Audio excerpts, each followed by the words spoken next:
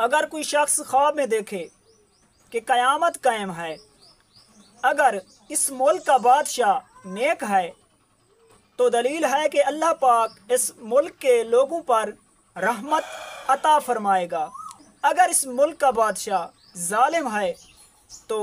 दलील है कि इस मुल्क के लोगों पर बला और आफत आएगी, यानी महंगाई और फसाद बर्पा हो जाएगा। इस ख्वाब की दूसरी ताबीर यह है कि अगर कोई शख्स ख्वाब में देखे कि क़यामत कायम है तो दलील है कि मज़लूम जालिम पर काबू पाएगा और इसके आसपास के रहने वाले और साहिब ख्वाब के आसपास के रहने वाले लोग मेहनत या गम में मुब्तला हैं तो दलील है कि उससे खुलासी पाएंगे। अगर कोई शख्स ख्वाब में देखे कि क़यामत की निशानियों में से कोई एक निशानी ज़हर हो गई है, जैसे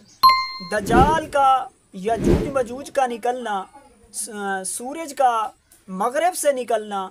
तो इस सूरत में तौबा और इस्तिग़फ़ार करना चाहिए, अल्लाह पाक की तरफ रुजू करना चाहिए, सदका व खैरात करना चाहिए, नमाज़ों की पाबंदी करनी चाहिए। अगर कोई शख्स ख्वाब में देखे कि क़यामत कायम हो गई है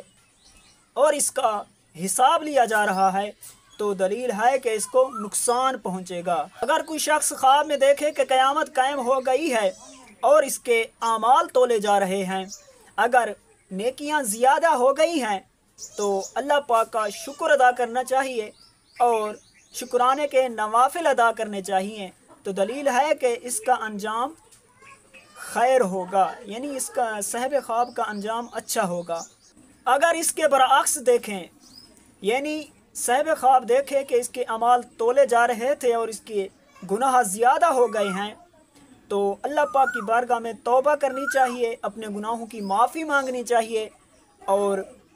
मरने से पहले मरने की तैयारी कर लेनी चाहिए। नमाज़ों की बराबर पाबंदी फरमाते रहें, तौबा और इस्तिग़फ़ार करते रहें और अल्लाह पाक से दुआ मांगते रहें, अल्लाह पाक आसानी वाला मामला फरमाए।